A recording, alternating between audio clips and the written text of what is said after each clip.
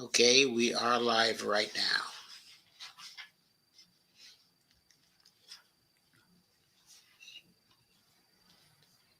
Hi, folks.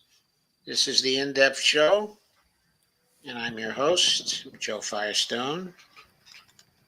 And I'm your co-host, Laura Fielding, and we're sharing. And we're sharing for a few minutes, and then we will get back to you.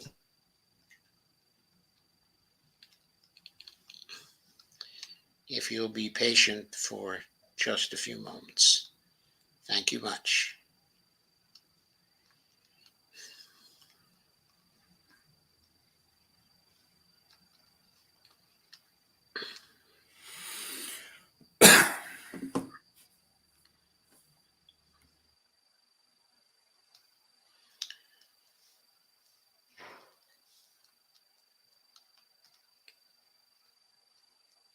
Oh,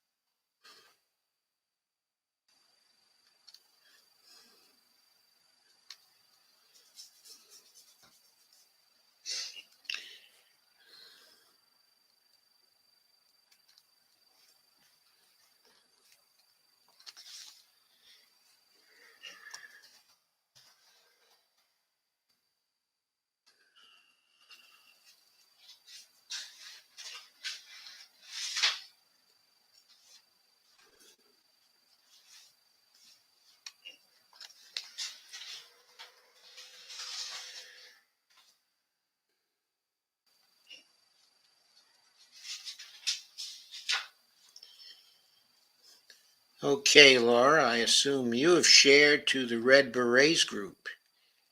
Is that a reasonable assumption? That is definitely a reasonable assumption. And what I was doing right now is sharing the live link, the live YouTube link to Twitter. Okay. So as soon as I do that, which I'm not aware if Steve, if you are on Twitter, always adding Leah, and you probably have an account, and I just never pay attention. But if you are on there, yeah, I have an account, but no biggie. Okay. Yeah, I'm old, so I don't use it that often. Okay, no worries. Well, I'll just. You're old, huh? Never mind. Oh boy, I wish I was as old as you. Yeah, I'm old, so I don't use it that often. Okay, no worries. Well, There's a bunch of old people here.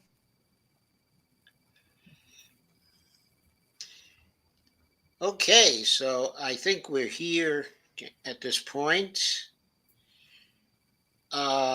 This, of course, is Joe Firestone, and it's the In-Depth Show. And Laura Fielding is my co-host for tonight. hello. And she is waving. I am going to remove the promo at this point so we can see everybody. And my guests are Michelle de Villiers.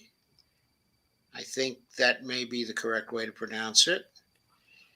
And my other guest is Scott Denoye, and I'm sure that's the correct way to pronounce his name.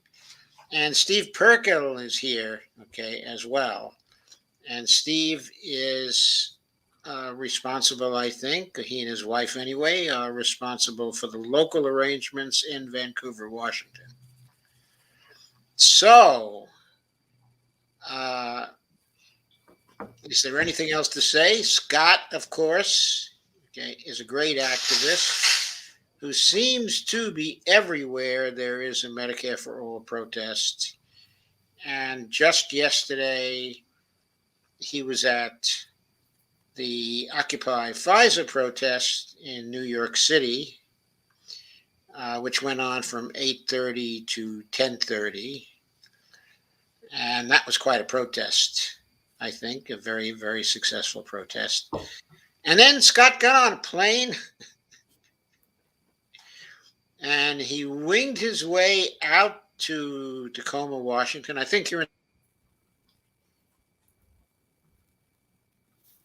Uh-oh. Uh-oh, we lost Joe for a minute. Oh, you lost me for a minute. Oh, you're back. Okay, I thought it wasn't me. Okay, so Scott, are you in Tacoma, Washington, or in Vancouver right now? I believe I'm in Vancouver right now. Is that right, Steve? So yeah, was at New York City yesterday at the Occupy Pfizer event. Came out here. We're going to be doing some drops and doing some art build for this event coming up. Basically, we're, like you had said, we're going to be demanding that Senator Cleveland call a hearing for the bill of Washington. We've had one in New York, and I realized that if that bill was passed, it wouldn't have saved Danny, but how many people in Washington have children that are depending on medicines? It's about all of us, and that's why we're doing this from coast to coast. Yes, I know that is why you are doing it coast to coast.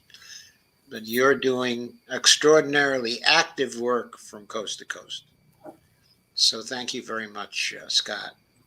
Yeah, Joe, I've always got to volley this back to. I wouldn't be here if it wasn't for Lori, if it wasn't for Steve. It's not me, it's all of us. And I'm just fulfilling my promise to Danny to make sure that we keep fighting.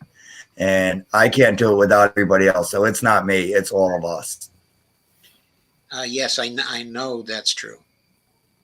I know that's true. But Steve, can you tell us something about the local arrangements for the event in Vancouver? Well, we're going to gather at Esther Short Park on Friday, and there's a stage there, and we'll all go up and talk about what we'd like to do. We've invited Annette Cleveland to join us, but I don't believe she'll be there. So we've asked her over and over again to have a hearing in the state legislature on it, because she is the chair of the healthcare committee. That's And she refuses to bring it to committee. So we are going to ask her once again in a town hall format to do it. So, and then Saturday, we're going to go out and canvass and ask people to contact her and ask her to have a hearing on it. But she's taken a lot of money from the healthcare interest, hasn't she? Yes, she has. She was employed by Legacy, and I'm not sure exactly what she does now, but you would think it was a conflict of interest to be working for an insurance company and a healthcare company and being the chair of the healthcare committee at the state legislature. It certainly sounds like a conflict of interest to me. I have a question then, Steve. I know that, and I can send it. And well, let me back up here. And I hope it's okay to ask this live on. I think it is. I know that Leah wrote an article that was published some time back, and I think Senator Cleveland, didn't respond well to that. But would you mind telling us a little bit more about the letter? And I think my real actual question is, if not you or Leah this time around, because you both took some heat for that, is it possible for us to get a short, sharp description of the events written as a letter to the editor, just in the hopes that that could bring some more people out, so people have a chance to see that we're going to be there. And I certainly would think that highlighting the fact that this is that this is all going to be part of a healthcare justice documentary. Let people know that we're filming a documentary as we're demanding this public hearing. And I'm just wondering if there might be someone that can write this, submit something, to the local paper. We've suggested somebody to Georgia that could do it, because I'm in a very sticky situation on the whole thing, because I'm also the chair of the 49th LD Democrats. So there's a little bit of a fence I have to play on, because I can't, this is all my personal stuff that I'm doing, and not as the chair of the Democrats, because Annette is our state senator. And fair enough. But I understand that. But I think what's noteworthy, many of the things that are noteworthy about this, but of course, the fact that your her LD, or no, your organization, not your organization, but the the 49th LD Democrats. Yes. Right. That the 49th LD Democrats have in fact endorsed Whole Washington. Is that correct? We did. It was a unanimous decision to endorse Whole Washington and the previous petition we had going on. So we do have people who will do that. We have invited Annette, and we are amplifying it within the 49th. But myself, I'm not doing that, because I to me that would be a conflict. So other people are doing it. So hopefully we'll have a good turnout, and we'll do what we can. I mean, it was interesting. One of the people who, well, no, I'm not going to say it. I probably shouldn't say that, but I'm just saying that it was a unanimous decision by the 49th LD to endorse Whole Washington. So right. Yeah. And I think it's great that the grassroots, of course, Whole Washington's grassroots, but that this is not, this event, just so everyone that's watching this who knows, this is not being put on by the 49th LD Democrats. It's not being put on by Whole Washington, because Whole Washington had to suspend their signature gathering campaign of I-1362, which most of the viewers know.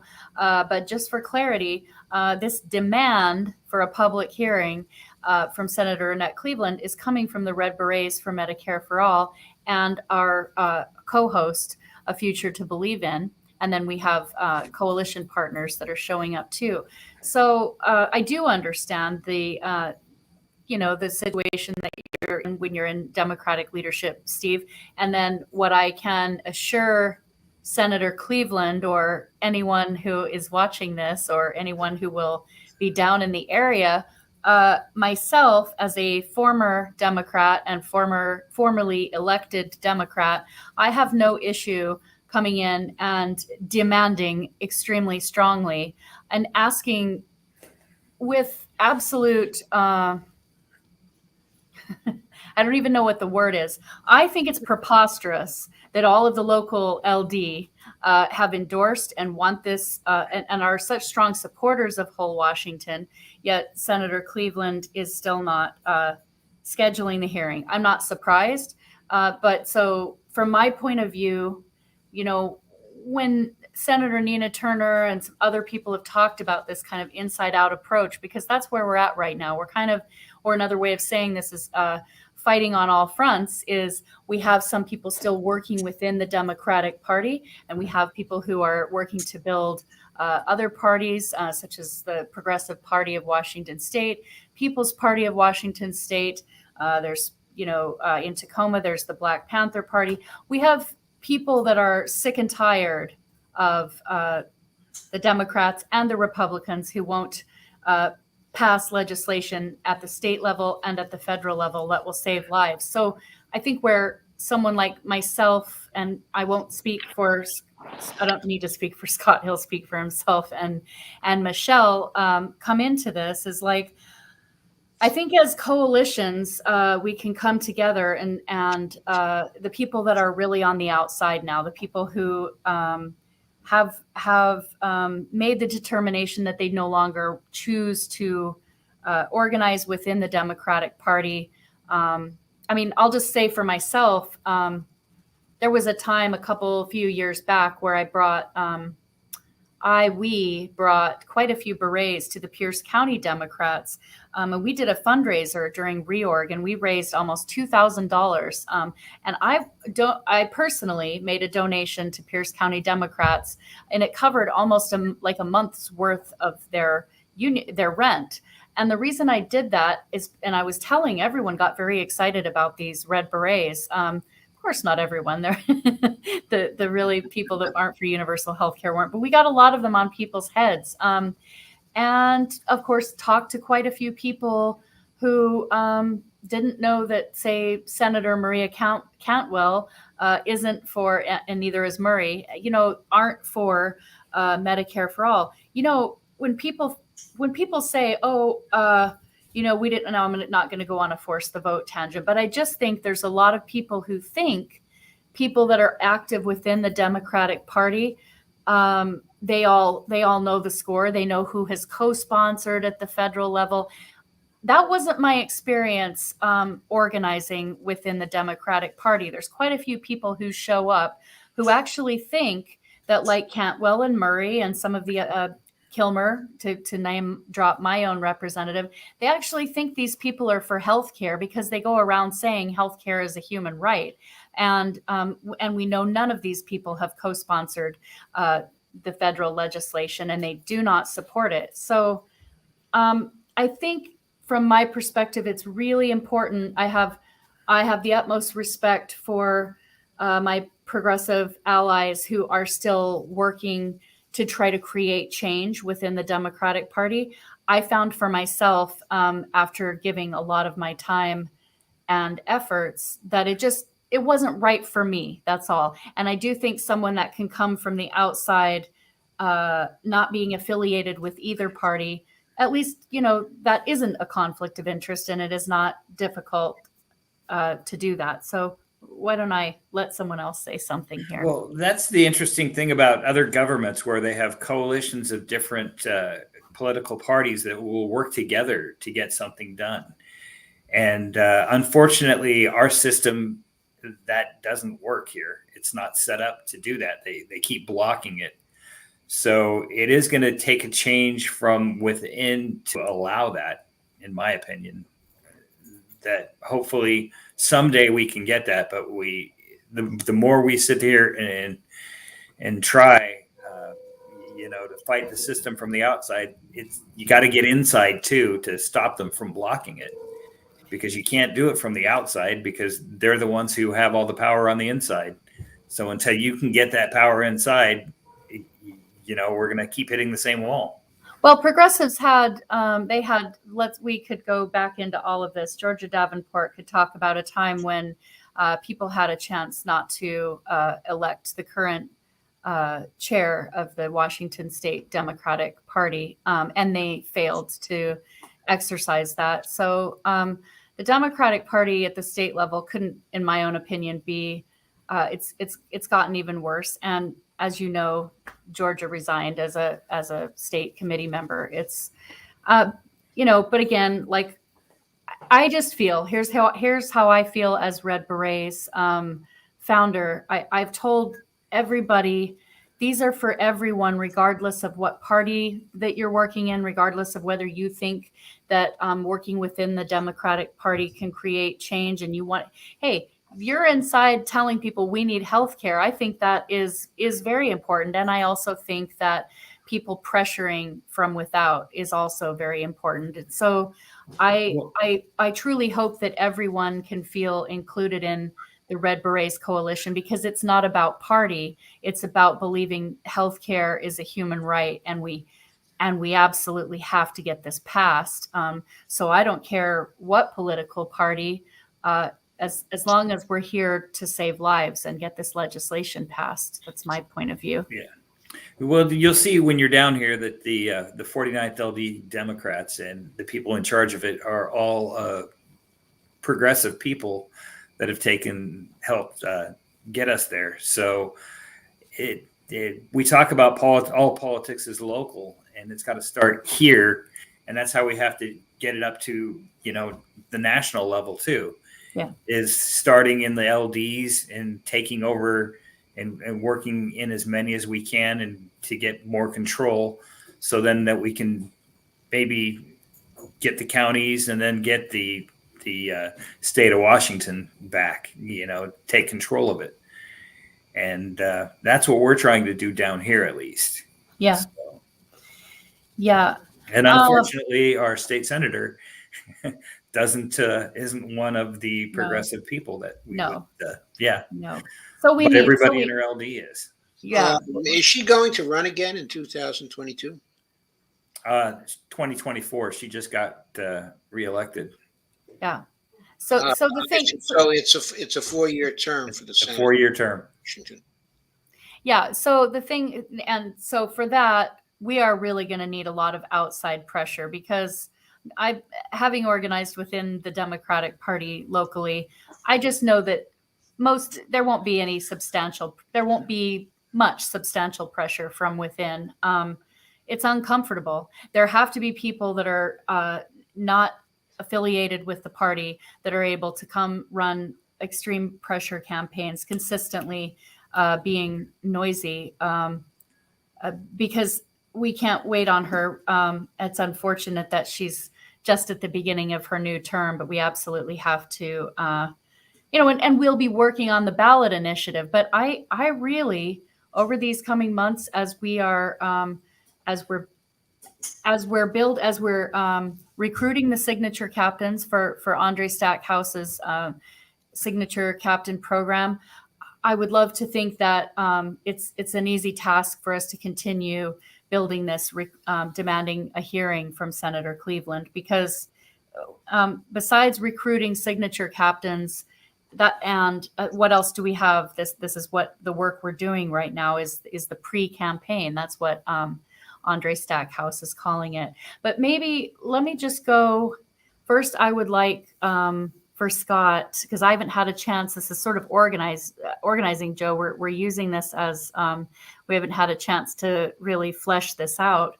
Right. So I wanted to hear first, Scott, what your ideas about the candlelight vigil, because we're going to go directly from demanding a hearing into your candlelight vigil, and Michelle can share what some of the conceptual art that we want to bring into it. But let's hear what you already have in mind first, Scott. I mean, one of the things we've been doing at a lot of the candlelight vigils that I've done in the past is reading off names of people that we've lost, which I love that idea. The only downfall is if I'm reading off 24 names, we're leaving out 67,000 names in that 1 year plus, and these names are important, and we need to be able to find I'm looking for a way to incorporate everyone that we've lost, instead of just saying, okay, here's a few lives that we've lost, plus all this. And like, I always bring up that we've lost Danny. Obviously, that's why I'm in this fight, but nothing we do is going to save Danny. What we need to do is find a way to obviously stop the loss of the more lives. And it's also hard to ask people, can you share your loved one with me and how you've lost it? And I have a hard time. I feel like I'm harvesting names when I ask people. And I know how hard it is to share your story, but I also don't want to keep recounting the same names, which are all important. But I'm thinking more of all of us joining together with the candles, and having a visual I'm looking for a visual way to express this and all the lives. And again, I want to say that those 68,000 lives that we always hear, again, are only the insured people that couldn't afford the treatment that would have saved their lives. Because the uninsured people that can't afford treatment are harder to document. And so with that Yale study, those numbers were thrown aside and totally ignored. So that number of 68,000 is so much higher. I believe with the uninsured, it was somewhere around 97,000, which that's where I came up with the number of 262 lives every single day. And then we put COVID on top of that. And it's 1 out of every 3 people that have died of COVID would have been saved if we had a Medicare for all system. So I'm struggling with trying to find a way, again, to incorporate all of this. And I mean, I definitely want some inspirational music for solidarity. There's a really great song from the Poor People's Campaign, Everybody's Got a Right to Live. Mm-hmm. I'm looking at different versions of that. And that's more along the lines and the vibe that I want to have. Yes, we've lost these people and we're standing there for them, and we're going to continue fighting for them. But yeah, I haven't found the exact imagery I'm looking for to get all of those other than the apple that I've designed. It's not really a powerful enough image for the lives that we've lost. So if Michelle, if you've got some sort of imagery that you have, I'd love to hear it, because I just want to make sure I have something powerful that expresses how much we've lost, Michelle, really quickly, let me ask before you go into it, because we were wondering what and I think Steve said that this is going to be on a stage. Can you tell us just a little bit before Michelle tells us about this? Can you tell us, are we going to all be kind of on concrete, or is it grass, or what is the park? What's the area like? Well, it's a concrete stage in the park, and everybody will be like on the grass below. So it depends on who's on there, because we didn't, you can't really go to the park and ask them for permission to be there, and it's in a public park. So you have to pay for the amphitheater.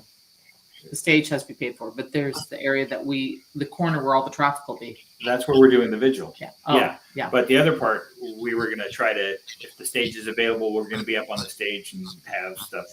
If not, we'll be in the other area that we thought of. Yeah. Okay. There's a couple areas there. It's a pretty big park. Okay. But for the vigil, you're pretty sure that we're going to be on a grassy area? The vigils, where Leah's talking about, there's a fountain and a tower and stuff, and it's not grassy in that area. It's paved. Honestly, we can make the decision the day of. We can be wherever we want. Okay. Well, then I guess now will be a good time for Michelle to explain what she's doing and what she'd like Kenny to be able to capture in terms of this imagery and the symbology, and then you can both listen, picturing the park and thinking how this could work. Okay. I keep seeing a little bit. That's why I keep doing that. Oh, we can't hear you again, Michelle. You're too low. Hang on. Can you hear me now? Yes, but you're pretty faint. Okay. What about now? Is that better? It might be as good as it gets. It's pretty good. Okay. I'm sorry. It's all right. It's a telephone. I made a bunch of snowflakes. Like I did 10 sets of 100 different patterns in each one. So I had like 1,000 to start. Oh, we lost. I think we lost her. We lost her. Yeah. All right. Yeah. Okay, she can come back in again, but she has to realize that we lost her. There she is. Okay. She's and back. also too, I want to be respectful of Leah and Steve's time. Like this was really on the fly for them. They didn't know that they were going to have this meeting this evening. So I just want to make sure with. We're all good. We'll make dinner afterwards. Okay. I just wanted to check in with that and make sure you're okay. Good. Well, good deal. Scott can't eat either, too. He's in the other room. Well, never mind, Scott. I'm just kidding. Okay, go ahead, Michelle. Okay, well, I had a bunch of snowflakes, and I was going to donate them to raise money for the Democratic Party. That was my original idea, and they were very ungrateful and unwelcoming of it. So I kept them for years, and I had a big box of them. I have like 700 or 800 of them. Went to the storage building. I can't find them, so now I am making new ones. But this is what they are. Can you see that? I can't tell if you can see. Yeah, we What can. I'm Yeah, we holding. can see. Oh, yeah, we can see them. They're very lovely. Be like that'll be a point. There'll be 6 points on each of these. I'm gonna pick like I don't know 6 or 7 patterns and make 10 of them each. I'm gonna make 68. One to represent every 1,000 lives and the 68,000 lives that have been lost. And they have points. They have so many stitches. They're very intricate. And they're made with thread, actual thread. So I was thinking that they could represent and symbolize the intricacy and how interwoven our lives are, and then we burn them. Where's the picture? We burn them because that's what the Democratic Party is doing to us. That's what it did to me. It shit on my efforts. It didn't care about my efforts. And I'm donating these in Danny's memory. And I wish I had all of them to donate, Scott. I'm really sorry I don't have as many as I did. But I promise you, I will get at least 68 done for the ceremony. But we need something that shows the tragedy of what they do to us. They take everything that we have, and they light it up like it goes up in smoke. It's nothing to them. 100%. Yeah, that I love this. That's powerful, and I like this idea. And we had, I said, well, we don't know how they'll burn. We don't know if we can get, if we have to have a dish or something, or if we have a metal skewer. We don't obviously want to create people burning themselves or a fire hazard, but it would be, we had kind of had this idea of Scott holding the first and kind of like taking a candle and along and lighting everybody's. We have some different ideas, but Leah, you're shaking your head. Do you think can we bring candles first? Oh, I'm not shaking my head. Okay. Look No, how I was saying I need to buy candles. okay. But we don't want to light your park on fire. That's why I'm like hyper. I'm like, oh, are they reacting to this? We don't want to, we're not there to cause. No, we've had lots of vigils with candles. Okay. Yeah. So let's have a lot of candles in case we have technical difficulties with the snowflakes. And now we don't have a bunch of snowflakes to spare because Michelle's going to be working for many hours to get the 68 complete. But I think it's very powerful, this, and remembering that it's both corporate parties, specifically in your case, your efforts not appreciated by the Democratic Party. And believe me, I have had similar experiences.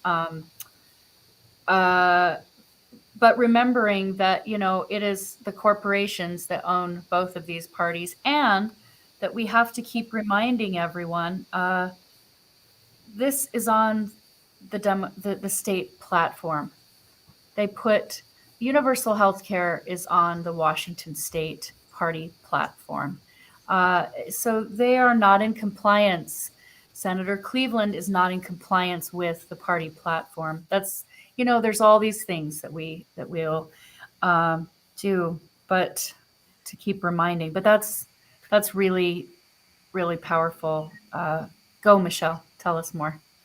They like Well, that. before you do, Michelle, before you do, I just want to say that is really powerful imagery.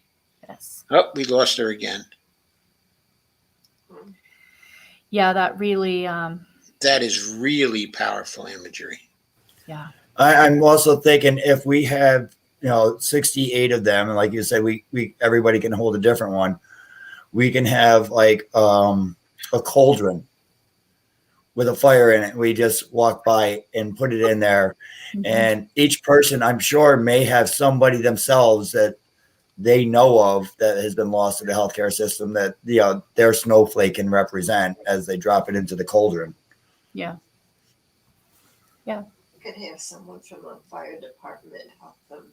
We might, you know, I just had it. Because the kind of technical things of thinking, well, if we start, if everybody sort of forms a circle and then Scott starts it and he lights and then we're trying to go, it's a neat idea to think of one person lighting the next. But by the time we do that, the first one is gone right away. So if we do each have a candle and a snowflake, you know, Scott could go around and light everyone's flames, or he could light the first flame, and we light all the candles, and then we say something, and we're holding our candles. And at the end of the vigil, we use our candle to light the snowflake, and then everybody's snowflake is lit at once from our own candle, and that is a little simpler, I think, than trying to pass the flame, so to speak. I don't know. I love that. Yeah.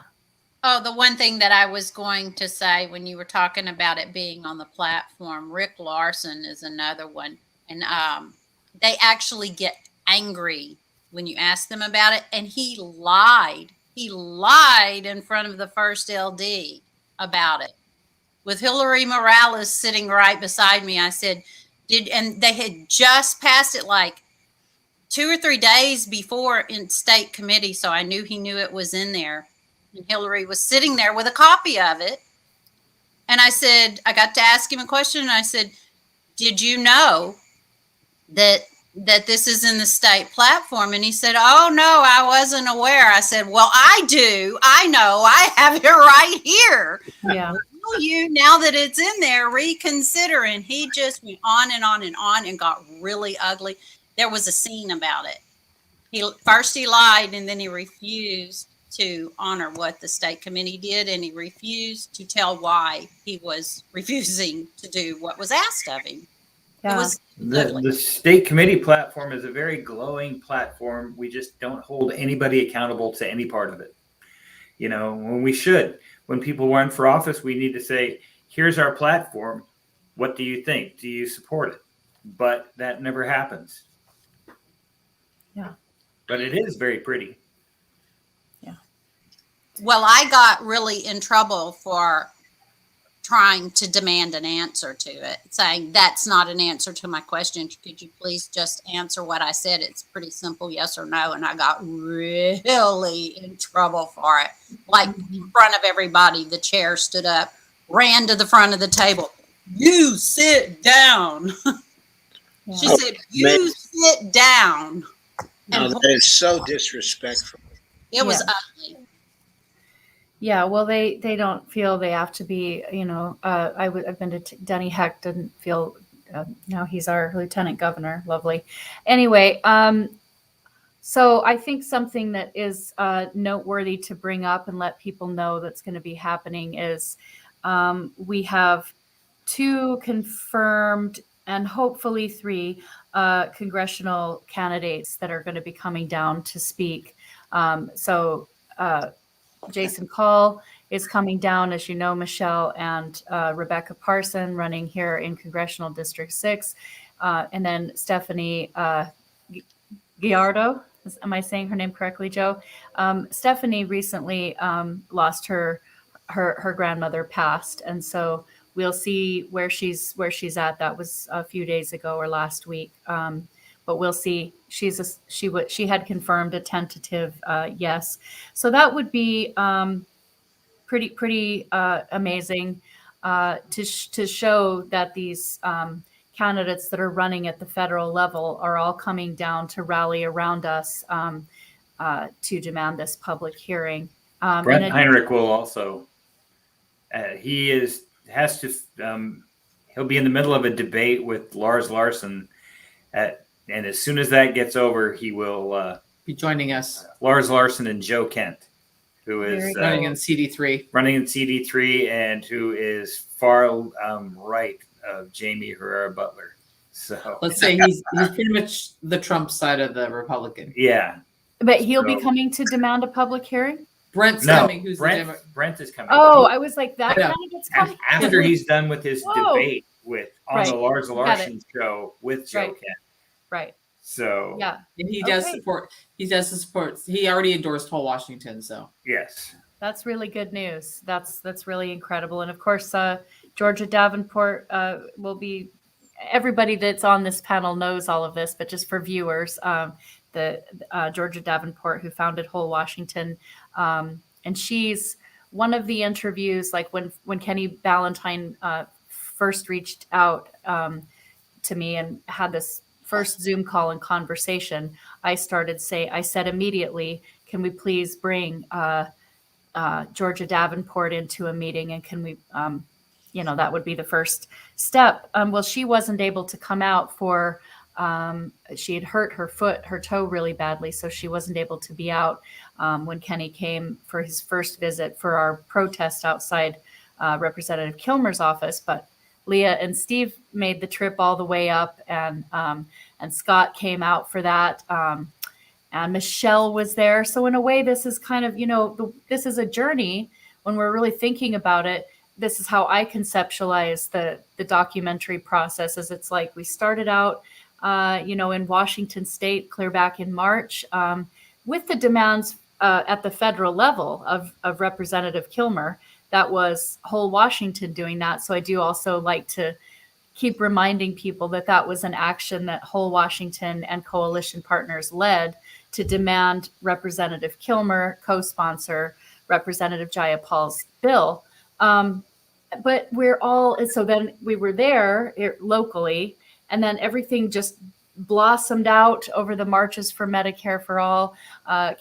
He's been all over the United States, getting interviews from Wendell Potter, Dr. Victoria Dooley, Brianna Joy Gray, earlier Justin Jackson, Ryan Knight, plenty of amazing, and of course, Dr. Joe Jarvis from Utah.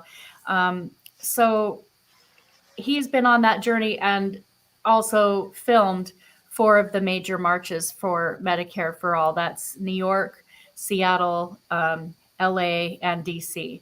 So he's got all that footage. He did come up for another trip to Washington State, and that was as we were, as the board voted to suspend I-1362, and we had to kind of figure out what we were doing. We managed to make still a pretty awesome day of action for that. But here he is after that, going from local out to national with the marches, and now back.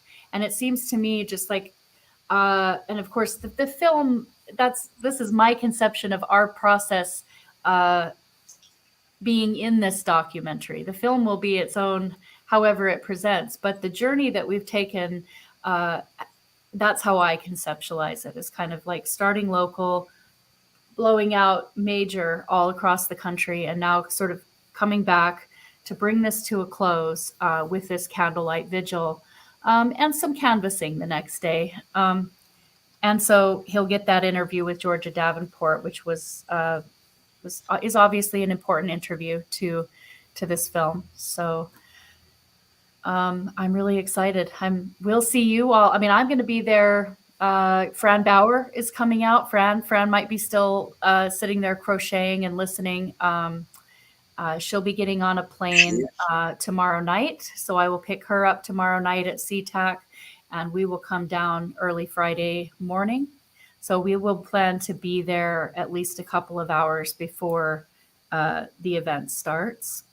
And what else am I forgetting, like detail logistics wise, that we want to cover? What I guess I'm curious from Leah and Steve. What do you think is you got a lot of support for this when you were out at farmers markets? You got a lot of signatures gathering for Whole Washington. What's the general, how much support is there for this down? Just because obviously you've said that the 49th LD has endorsed, so your local LD has endorsed Whole Washington. What do you think the general constituency is? Well, we actually have 3 LDs down here that have endorsed it. So the Oh. 18th and the 17th as well. Wow. Wow. Yeah. Good work. Yeah. So we'll see. I mean, I've sent out emails and texts. I sent out emails to the people who signed up at the booth at the Peace and Justice who are one single payer. So yeah, it'll be interesting. I know a lot of our team will be there that we've built down here. Yeah, we have a team we built of people who will go out and work on progressive campaigns and do things.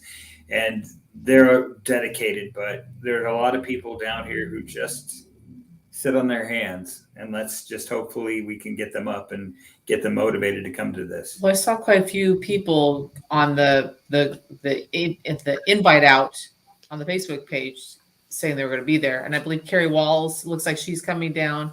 Thomas will be there. Sarah. Yeah, we have several people that will be there.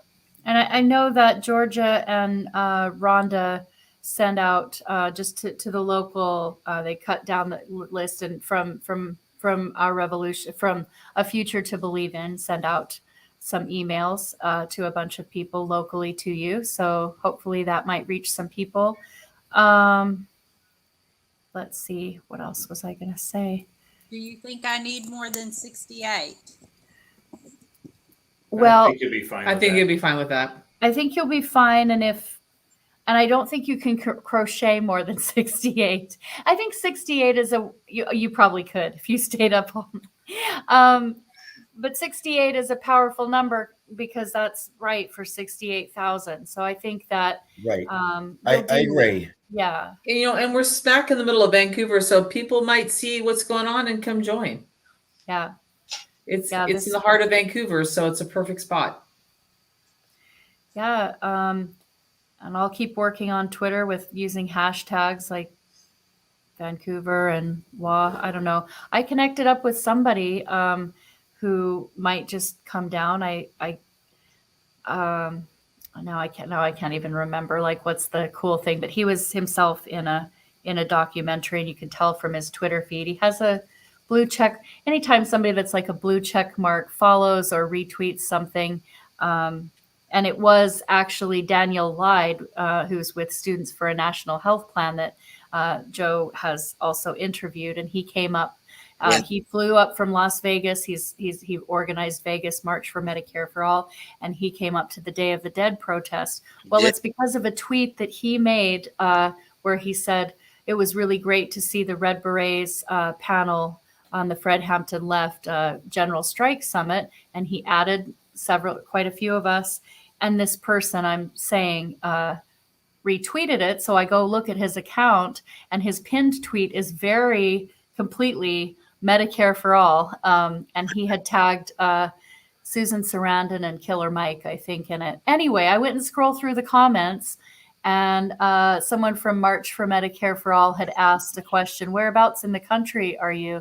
And the person replied, see, I can't remember his name, but I have it. I have it in my phone. But he replied, Washington. And so the conversation ended there. But of course, I picked it up and hit like on both of those, and then made that little thread that I tagged Scott in, and basically told him all about our events. We're going to be in Vancouver, Washington.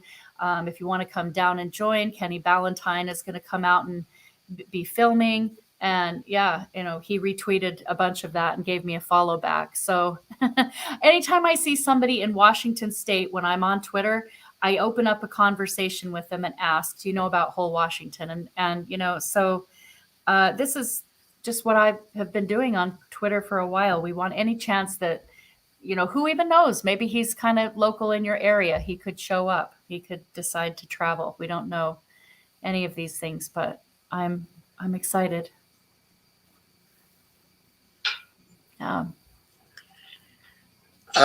So Scott, would you like to add anything to what's been said? Well, I'd like to talk about my Apple a little bit. Great. Show off my latest flag. I've made a couple of these flags for the Vancouver event. The Apple, as you can see, has a graphic on one side here, and the other side and it's only connected through the heartbeat, just like our fight for healthcare between Washington and New York. From coast to coast, we fight for state level legislation on a federal movement. And that's how we're going to get this done, because we know that there's states like Texas and Florida that are never going to pass state-based legislation. We're not trying to exclude those states. We get these first states done, and then with that, we get the momentum to pass the national level. Because we all know that with our current administration, we have no path forward for national Medicare for all. That's not saying we don't fight for it. That means we have no clear path, so we take paths that we do have a better chance of getting. No general would say we're going to go straight forward and that's it, and we're not going to have anybody flank from the sides. Yeah. It would be a failing technique, and it's why wars have never been fought that way. You have to have people coming in from the sides, and you have to have solidarity between your allies, and that's what we're doing. That's exactly right. That is amazing, Scott. That is a beautiful design. It's very powerful, and it really creating a bond, a national bond, from these two great apples, So I recently found out that Ohio is working on their single payer. I have a friend who's a very progressive Bernie supporter, worked with me when we canvassed for Bernie. He messaged me because he's from Ohio and he moved back there, and they are now working with DSAA to form a single payer healthcare plan in Ohio. Leah, can you please make sure to connect that person to Andre Stackhouse? Oh, I can do that. I'll happily, because he actually signed our initiative before he moved back to Ohio. That's fantastic, because He keeps in touch with me. Thank and you. He also worked on Nina Turner's campaign. That's amazing. Yeah, please put him in touch, because Andre is and a bunch of us are meeting regularly, and we're starting an organization that I think is going to be called Mass Movement for Medicare for All, and it is through the states. Basically, the vision is exactly what Scott just said, and what we are all articulating here is everybody here knows that we need it at the federal level. This is a no-brainer. It's the idea that every single action that happens when we go out and we demand a public hearing for healthcare in Vancouver, Washington, and somebody sent me a DM. I hope that Roar Media is covering it. I think it was Roar that DM'd me, so probably Amber. I think the Bernie van is coming, so that's always, the Bernie van went out to Nina Turner's campaign too. So but he's back in the States, so I think he may be coming.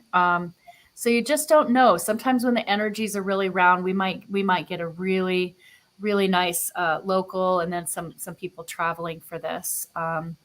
Whatever it is, it's going to be a good, solid portion of passionate voices on this, and everything that we're doing is adding to that collective energy that's rising up. So it simply is not a fact that we can continue to just do this only nationally. We have to support effort. Every effort that we're doing adds momentum, life, art, pressure, connections. You see, we're having this conversation. So now all of a sudden, I'm like, oh, you're telling us somebody in Ohio that's organizing this? How amazing. That came out of this conversation because we are organizing a state effort. So we're connecting up these state efforts, and that only strengthens the national movement.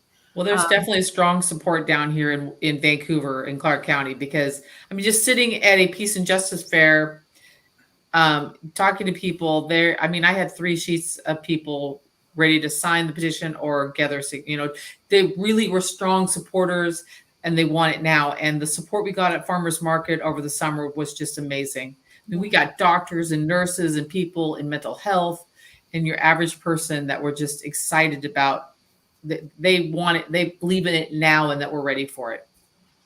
That's really, really incredible. Yeah, I'm so excited, and I'm happy to be a an onboarded whole Washington signature captain, and I know Leah is a signature captain. Yeah, so the more, the closer we get to 800 signature captains, can you imagine? I'm just thinking of this. Like, I know I know that maybe some people would be thinking, I don't know if I want to be a signature captain. That sounds so much. That's a big responsibility, you know? And then I think to myself, if I only had to collect or be responsible for 13 signatures per week, I can't even imagine. Right? I mean, it's not nothing for sure, but like, I have local businesses that I had taken petitions out that they were putting them out in their business, and I would only have to go by like once a week, and they'd have a page or two like filled up for me. So it's not even as a signature captain, like you have to do all that yourself. You can take it to a local business or two, and they'll get you a couple of pages pretty routinely. So for me, I'm just thinking if we can get close to this 800 signature captains, 13 signatures a week is pretty doable. So, yeah. I'd be happy to sign up as a signature captain, but I don't think I'm going to do much from New York. No, However, you can be one of our signature gatherers if you come out for an event, and you can get a page of 20. That doesn't that sound like a good contribution? Be amazing. but these tables, I mean, in all these events, these tables in these events are so important. You know, I had hosted 3 different tables in New York at suicide prevention walks, and everybody that I spoke to was willing to sign up and say, hey, you know what? We want to get involved. It's just a matter of reaching these people. You know, with suicide prevention, I mean, obviously that reaches across all spectrums. The suicide affects conservatives as much as it does liberals, as much as it does leftists, you know. But yet nobody at our table was like, you know what, Scott, I don't think this free healthcare for all is a good idea, this socialist agenda. Nobody at that table said that, because they've been affected and impounded by our horrible healthcare system, as almost everybody has, you know. So these tables, they're so more important than people believe, because if you haven't heard of the bill, how can you support it? Yeah. You know, and it's amazing. So Leah, that's awesome that you had yours. And, you know, we need more of these. We need people like the signature gatherers. You know, we need people to say, I'm not just going to tweet about it. I'm going to get out and do something. Yeah. I mean, hopefully they don't need to lose a child to get active like I needed that. You know, that's the incentive I needed. Maybe they can see Danny's story and say, you know what, I don't want to have that story myself, and I need to do this. And that's what we're doing. How many weeks do you have to gather the signatures? I don't know how many weeks. I know I think it would be around May 1st, and then the final turn in is like December 20th. So whatever that works out to be. And I'm sure Andre knows, but I don't I don't remember exactly how many weeks. But yeah, there were definitely things with the there will be reasons why at the end of the day, having had the unfortunate necessity of closing that down, why it will turn out to have been a blessing in disguise, or a good thing, because there's language. We had submitted changes for the language that appears on the ballot. I think Georgia explained all of this maybe when you interviewed her, but they basically sent it back to us with exactly the same stuff. And there are some vital changes that need to be made. It needs to be very, very strong on the ballot, especially as I'm going to keep hammering home to everyone that I do think it's very possible that the state legislature will put a competing measure on the ballot. I just don't think that's something that we can afford to naively think that they won't do. Yes. Right. So, and I don't know about everyone else here. I was on a meeting right before this, and so I haven't been very available to my son. So I think I'll either need to leave a little bit earlier. I don't know if we can read the comments a little bit early. I have to. Yeah, we can read the comments a little bit early, certainly. I do want to, though, simply note that 800 signature captains at 13 signatures per week is 10,400 signatures per week. At least I think that's right. I will do the multiplication again. Okay, you'll have to spell it out for me though, Joe, what you're saying. Well, I'm saying 800 times 13 equals 10,400 signatures. Right. Okay. Yeah. So you're saying A year's worth of signatures at that rate would be 540,800 signatures. I think you were telling me that there will be more than a year to gather the signatures. no. I thought you said that the signatures get finalized in December of next year. Okay. So we would start gathering at the soonest, like around May 1st of next year. Oh, you And would then- start to gather. Yes. Yes. Yes. So it's like at however many months that is. It's definitely not a year. Yeah. But, it would be 7 months. Yeah. And an initiative to the legislature would begin sometime in the end of February, and the deadline would be, did I just say legislature or did I say to the people? I meant to say to the people. A ballot initiative to the people would be beginning the end of February, and the deadline would be around the 6th of July. That's what it was the last time. And although I would really my personal preference would be to the people. There's just such a powerful energy and concept. And the reality is we are literally taking it to the people. I'm not going to say the F word, but F off legislature. We're taking this 100 to the people. It's going to the ballot. We're getting a simple majority. We're freaking passing this shit. So I get much more fired up with an initiative to the people, but we do also have to be realistic that in Washington State and during COVID, starting during the rainiest months, and it's a very steep climb. What we would need to see in order to make that a viable and responsible decision for the board to make, we would need to recruit those 800. We'd need to recruit 800 signature captains, and then they would be responsible for more signatures than that, or we would need to recruit 1,000 signature captains, and we would need to recruit them in far less time than what Andre has projected now. Now, this is why I would really like this fire to really literally light a fire underneath everybody. I'd like everybody that attends this event to agree to be a signature captain. It doesn't matter if you live in an area where you can't, where you think, oh, there's too many signature captains and maybe not enough constituency.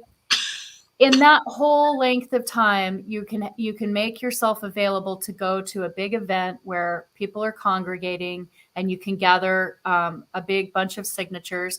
You can go and put petitions in small businesses and they can be gathering signatures for you.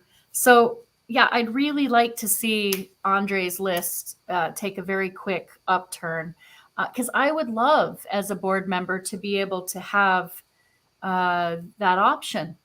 And also because if we run an initiative to the people and it goes to the ballot of next fall. It goes to the fall ballot.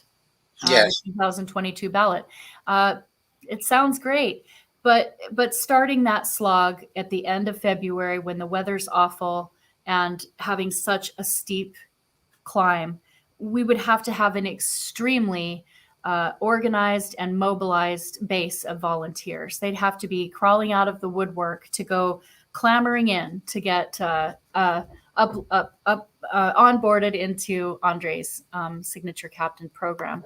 I'd love to see it, but I'm also, kind of seeing the responsible and clear way that Andre is laying out this program, I wouldn't, as a board member, vote to do an initiative to the people if we're still falling really short of that graph.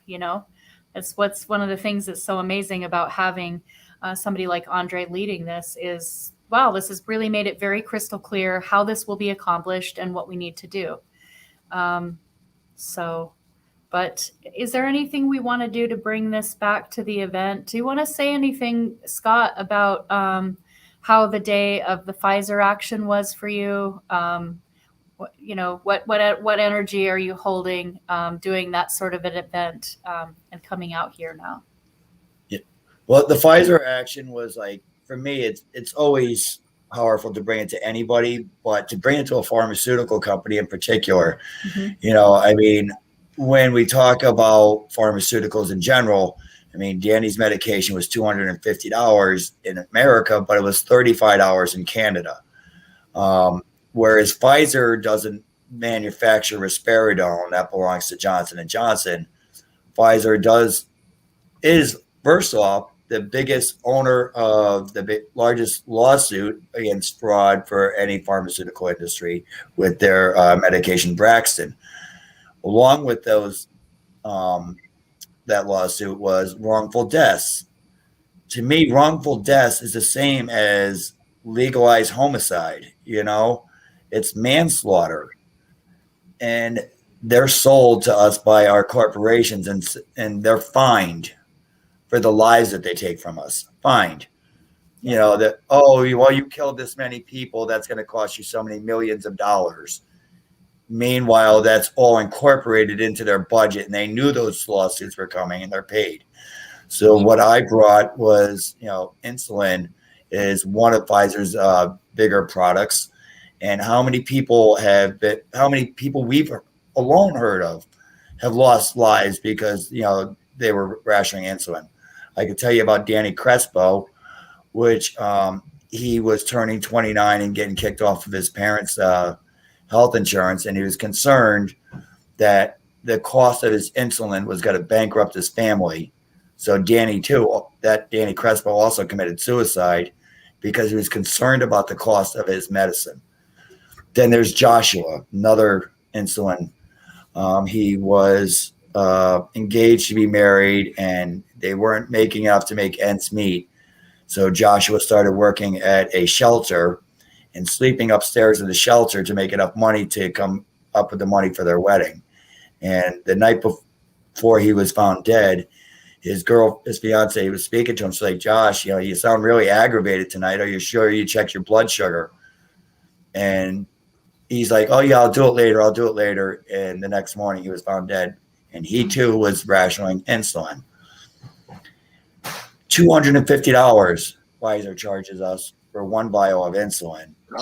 Again, in Canada, it's $25. Insulin. It was sold. The copyright was sold to the public for $1. Yeah.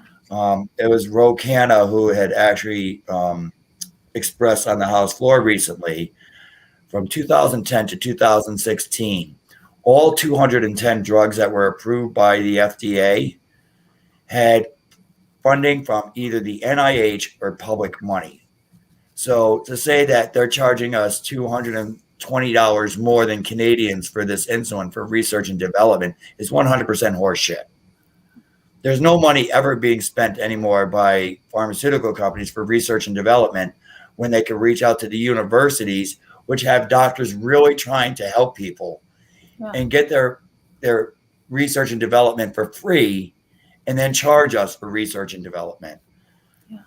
So coming from that to here, and actually while I was on the plane next to a conservative doctor who was extremely pissed off at pharmaceutical companies for killing so many of her patients, but she's also conservative and wasn't really sure about single payer healthcare until after the end of our 6-hour flight. And now she's on board. Wow. Oh, did now you remember to tell her about Joe Jarvis's book or the movie? I didn't tell her about Jarvis's book, but I did tell her about the Red Berets. Yeah. And she lives She actually lives here in Portland. So hopefully we can get her on board and get a red beret on her head. We'll see how that goes. That'd be awesome. So my husband, our physician who owns a family small practice, he actually supports single payer. He's in Portland. And my ophthalmologist, who is a Canadian, is a strong supporter of single payer. She said she won't give up her citizenship because if she ever needs to go back and have any kind of surgery or gets cancer or anything, she can go home. So she won't give it up. But she strongly supports us getting it here. And meanwhile, we're all sold the narrative that Canadians are coming to here for our great health care. You know? Sorry, that's a false narrative, and I'm so tired of people saying that because we I talked to know, some but Canadians in line at the farmer's market. My sister is not ever going to move back from Canada. She lives in Canada. She loves her healthcare. Her life's been saved twice by the Canadian healthcare system. So, yeah. That makes me really fucking angry. I don't know if she would move back. They've got their jobs and their life is set there, but knowing that it is not, and I don't want to go too much into anything that's personal for them. I only really have leave to share that she's my sister and that she has been saved by that she's had life-saving treatment and that she supports what we're doing here and she supports whole Washington because Saskatchewan did it. And that opened the floodgates for Canada. So we're going through the states. We're fighting on all fronts. We're going apple to apple, and we're going to get those signatures, and we're going to be doing national events. The solidarity organizers are going to press through with this strategy because we have family who can't live in this country or who would never choose to live in this country because they have experienced and have the care that they need. We all have reasons why, we haven't necessarily like Scott lost our son, but we have different reasons that are very personal that motivate us for fighting for Medicare for all and for fighting to save lives and take an enormous chunk out of the insurance lobby to kind of, I don't know how it was you put it, Joe, to really deal a tremendous blow to pharma and the insurance lobby. And whether that's whole Washington or, California or New York, it would have an enormous impact. And I think we'll stick with historical precedent when deciding strategy. I told you, if we actually get the New York Health Act passed, you're going to get a new neighbor because I can't fight for whole Washington so strongly while I'm in New York once they get their health care here. So it's just like the sick, twisted irony that you work so hard and you finally get a win and then you move away from your win. But yeah, that's what's going to happen. I think this year we actually stand a really good chance of getting the New York Health Act passed through the legislative session. Maybe not the budget session because it will have to get called twice, once for the legislative and once for the budget. But I think we stand a good chance of getting it through the legislative session this year. But see, this like that, and that's amazing, Scott. And just kind of thinking about that, can you imagine like if simultaneous to the efforts that you're doing, it's like, and we're connecting up and all of a sudden next year, whole Washington's like, okay, whole Washington just achieved they just hit 100,000.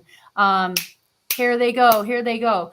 Do we really think that's, all that's going to do is get the New York activists going, holy shit, they got 100,000 signatures and they're, 2 months in, they're on their way. They might actually do this.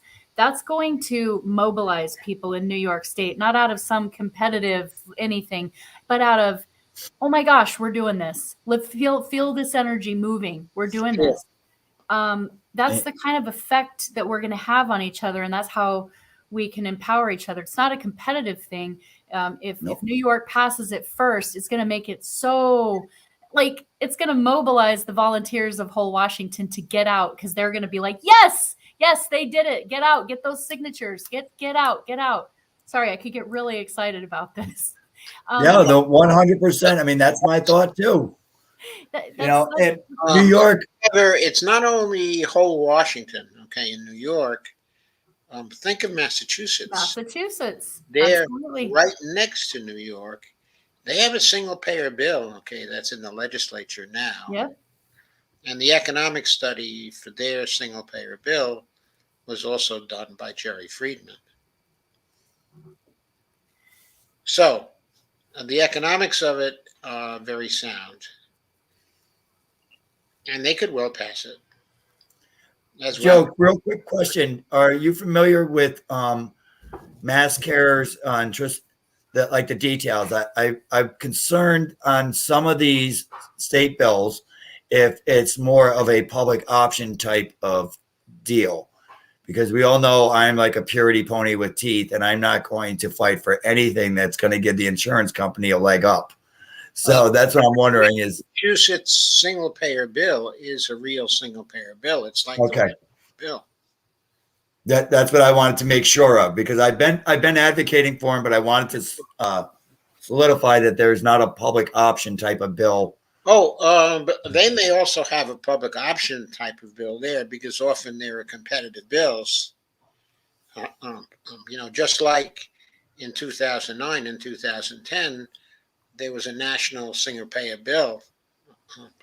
HR 676 was around that. But of course, there was also the public option bill and bills, because they had so many public option bills floating around at that time. And the reason why they did is they wanted to block the single payer bill. They liked the ambiguity, in the public option bills. Yeah, and that is my concern always with all of these bills. Like, I'm aware that there's also 2 CalCare bills. One is solid and one has Kaiser all inside of it. So I want to make sure we're advocating for the right CalCare bill.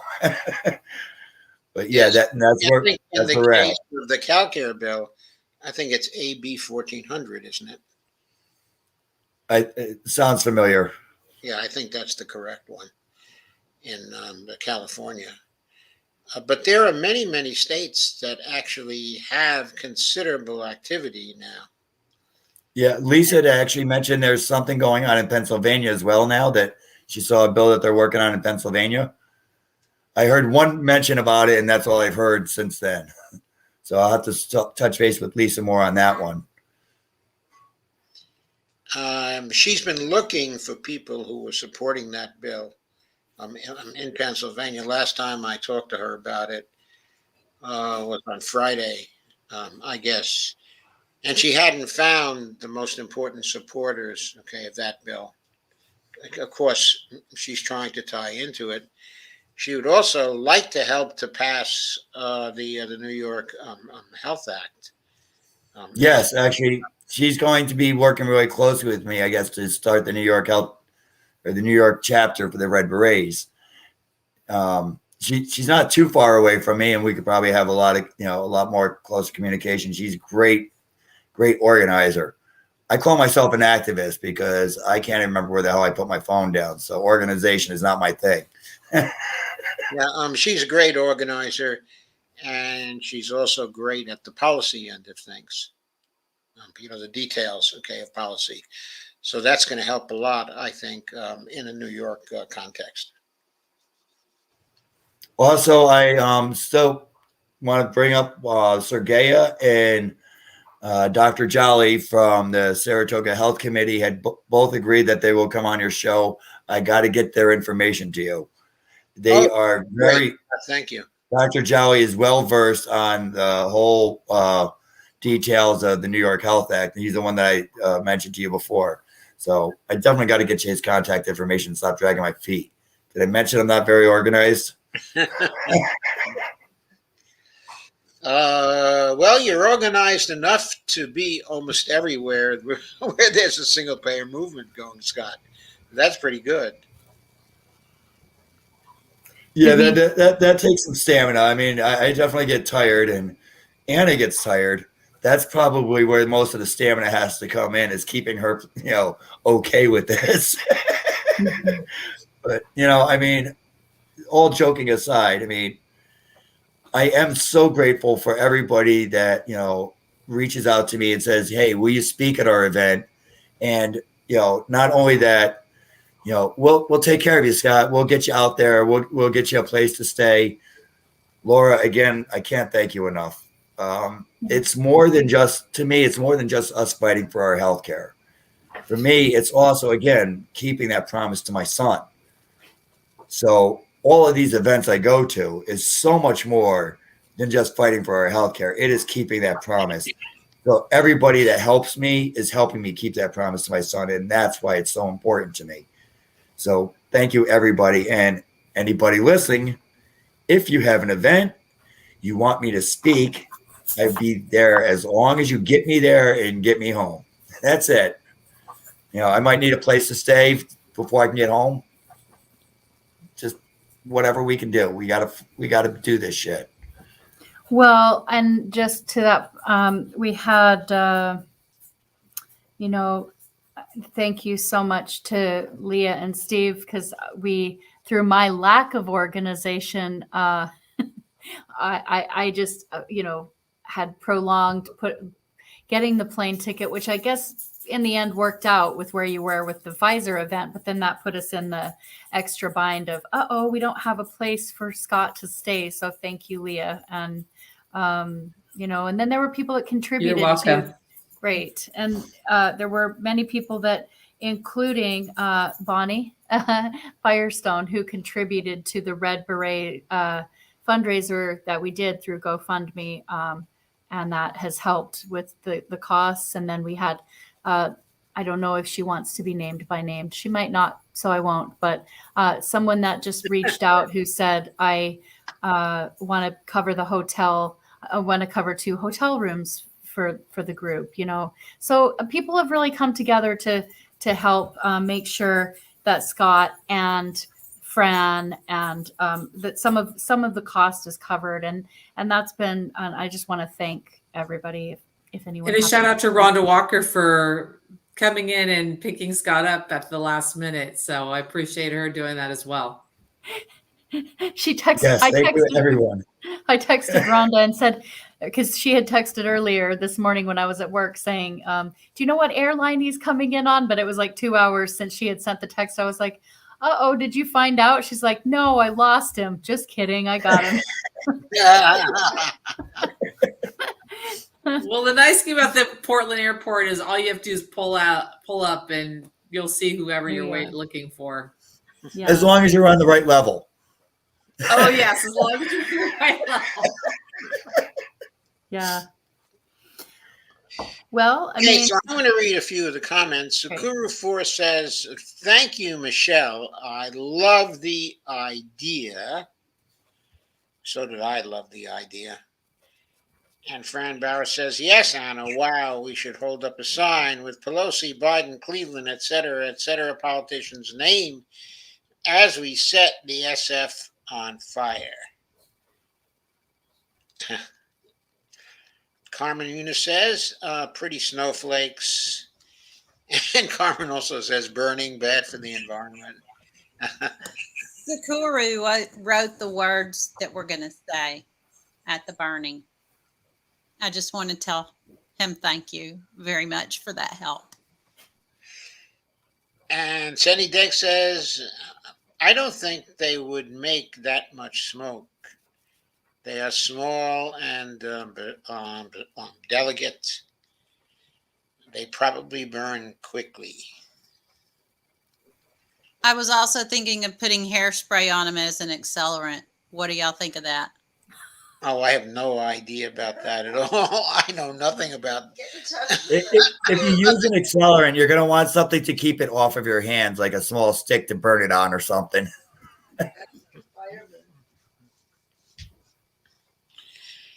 Carmen had an interesting comment here a little bit later. Let's see if we can get to it. She says, "Dyed red powder party like they do in the Indian festival but more like a mourning party for lives that were lost.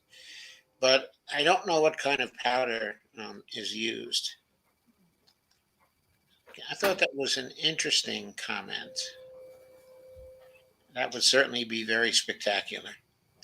So Carmen says they throw the powder on each other or something like that.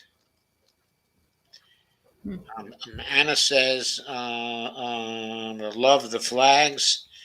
Flags are beautiful. They are really beautiful. Steve Gonzo says an apple a day. Kay Ryan says in Ohio, it's SPAN, Single Payer Action Network. So Kay, are they only for national single payer or are they for state-based as well?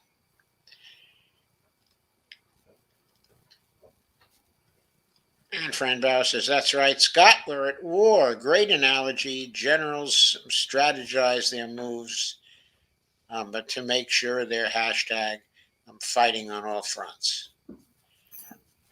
FOAS. So, yeah, that's true. But, it was very interesting a few months ago when I was debating the RP people. They were insisting what generals do in war is they concentrate all their forces in one place and they punch through. So that's what the guy from RP was saying.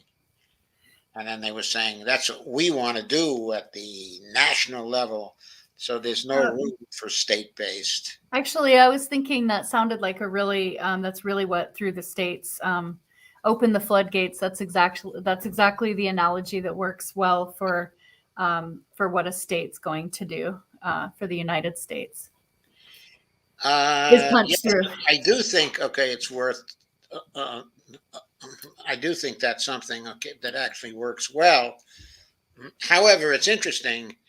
The same idea was used to justify a national only strategy, as can be used to justify state-only strategy. So I think there has to be a little problem with the logic there.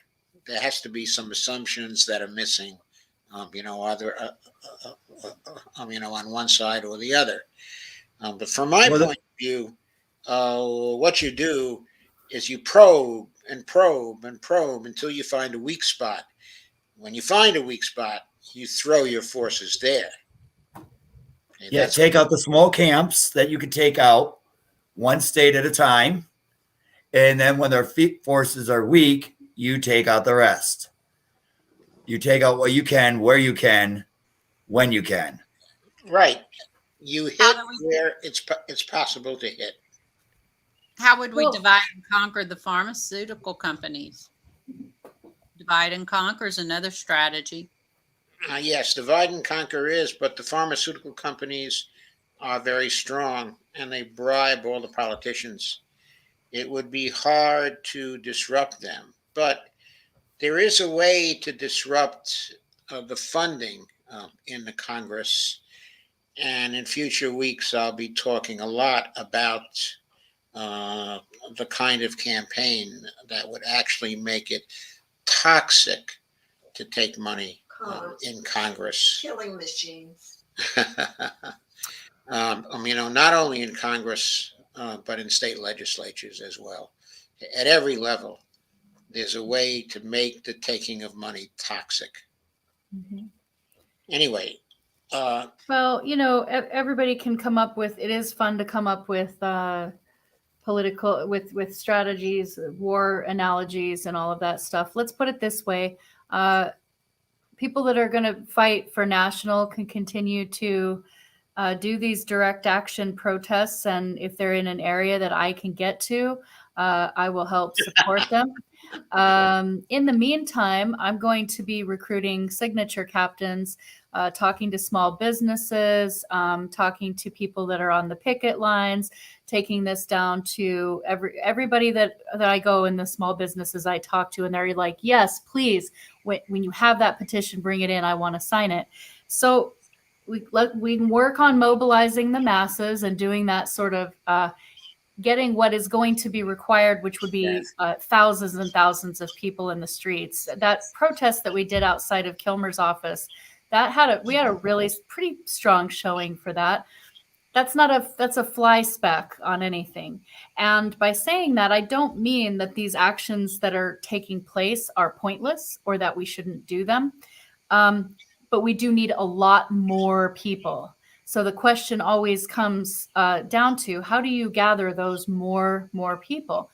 If you're against doing things at the state level, keep building these actions, keep getting people out to do direct actions, Yes. keep growing those numbers. That's great. Let me assure you, we will be gathering the signatures for whole Washington because we have the legislation, and it's going to save money, and it's going to save lives, and it's going to open the floodgates, and we're here for it. And we're here to stand in partnership and solidarity with the New York Health Act, with MassCare, with CalCare, and all of the rest of them, Ohio, anyone else who is going to join us.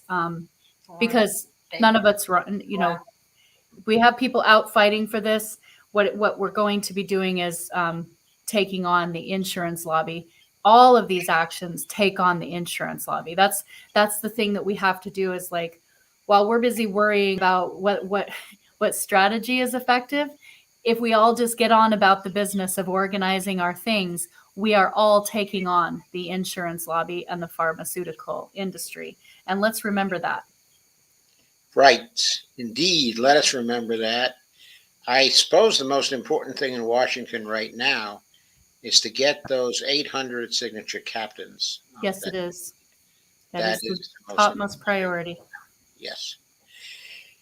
And in that vein, Lana Dell says, Laura, I have a friend out in Washington who would be able to be a signature captain. He expressed a lot of interest in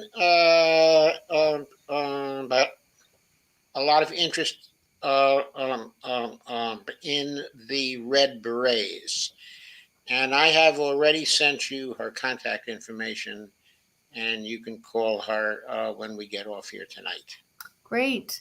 And Lana, just I have a couple of tasks on my checklist, so just know that I will do it, and I thank you for that.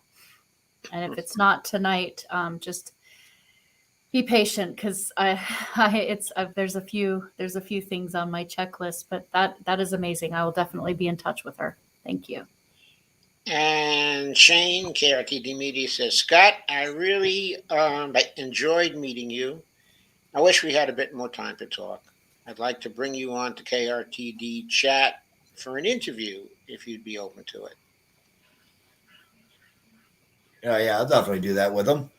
Yeah, Shane is awesome. I met him down at New York City at the Occupy Pfizer event. Oh, yes, you did. I know you did. And Carmen says, turns out the insurance companies are the death panels. Yes, we've known that for a long time. They are indeed the death panels. And Carmen says, sorry for your loss, Sandy and Scott, and everyone in the world. Kay says, these new mental health drugs, Kay, are awful with side effects, as we found out when I worked at the mental hospital some years ago.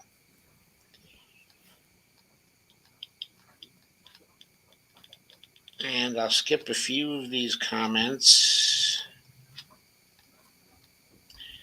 Carmen says, here, Laura, we all have our reasons to be supporters of whole Washington. It may just be our way out of hell. Yes, indeed. It may just be our way out of hell. Kay says, I worked in healthcare when it was nonprofit.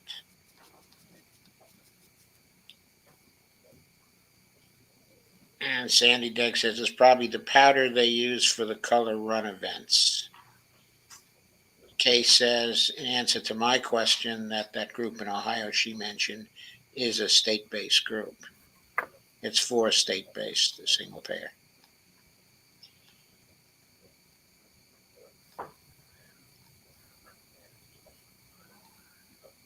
And there are some other comments, I think, which are not quite as relevant. And Steve Gonzo or Ghost Start says, but specifically, Michelle never stops creating. We did notice that she never does stop creating. Her hands are always busy. And Lana Dell says, Joe, that wasn't me. What wasn't you? We have a fake Lana here, but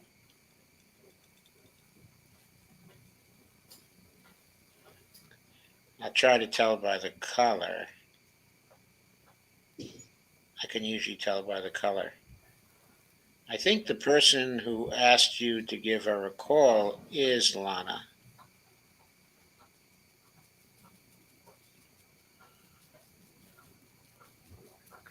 Well, I've had a recent difficult time with my back. I don't know if some of it's stress and emotional, or I don't know really. I have some things, but I have some low back pain happening now. So I am going to ask to sign off here pretty shortly because my back's feeling sitting in the chair, and I apologize, but that's where I'm at at the moment.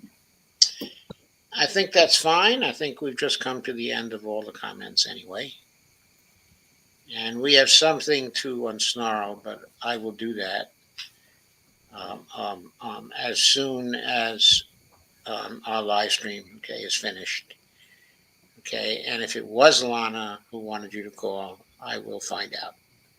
Okay. Okay. Okay. You said, because you think it might have been someone else and not Lana.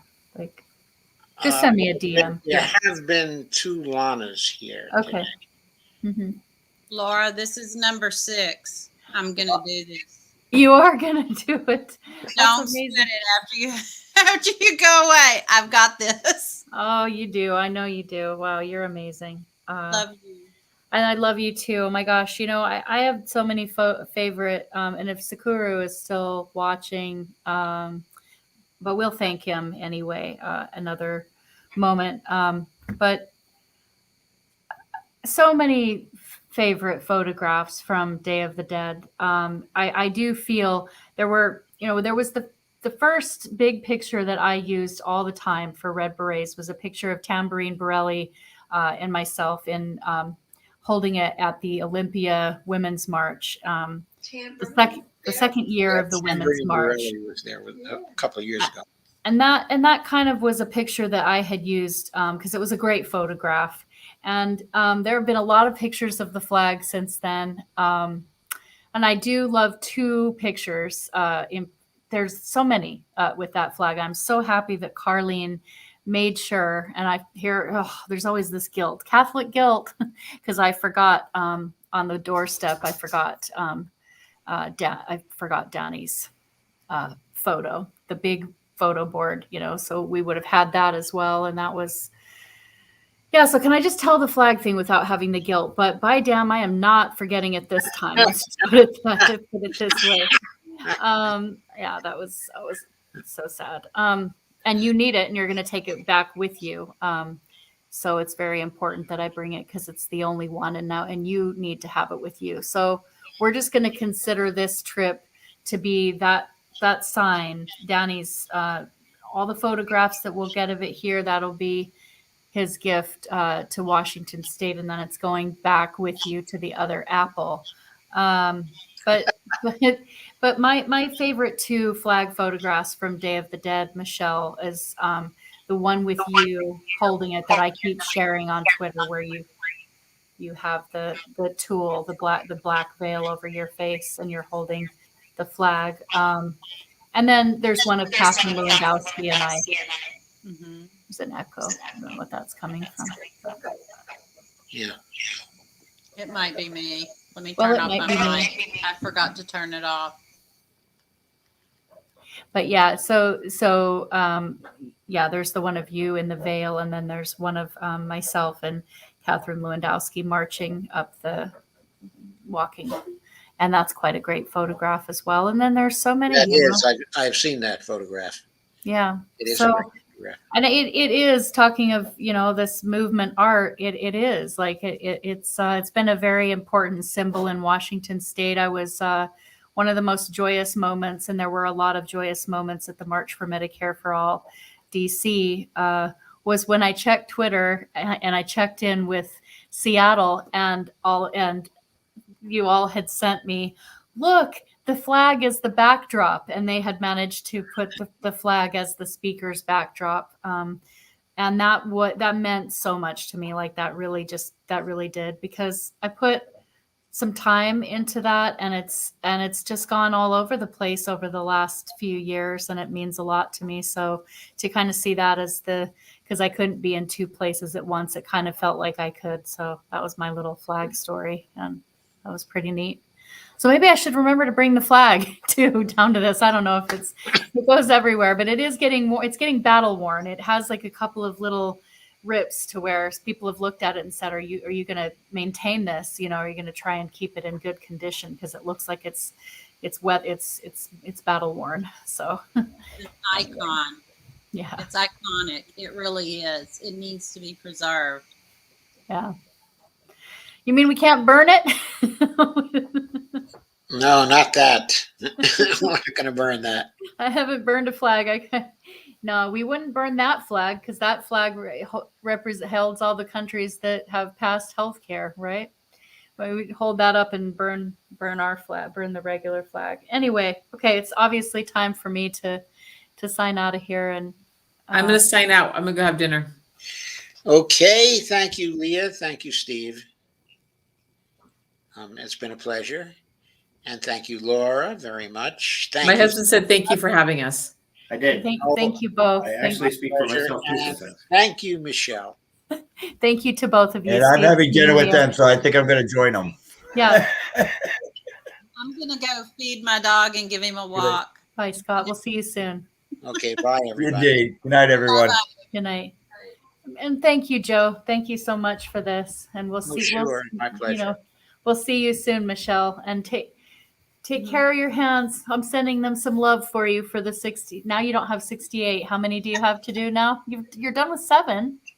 I know I'm on number 6. Okay, And you're on. I'm already halfway through number 6. So Well, that leaves me 62 left. Yeah. Well, I know. I have full belief in you. Anyway, I love you. Thank you, Love Joe. you too. Okay, bye. Bye. And thank you to everyone who joined us tonight and putting up with my my couple of curse words and A couple of curse words, yeah. There were only a couple of curse words. there were only a couple, and my little rant, that my kind of anger thing that always comes forth when we start talking about through the states versus whatever. It's we're just doing this. We're getting healthcare justice. We're knitting this. We're knitting the revolution. Nobody's going to stop us. But no, we're on the move. There you go. Anyway, I'll see you soon. Thank you, Bye-bye, Joe. y'all. Okay, Bye. bye, ladies. That's it. Okay.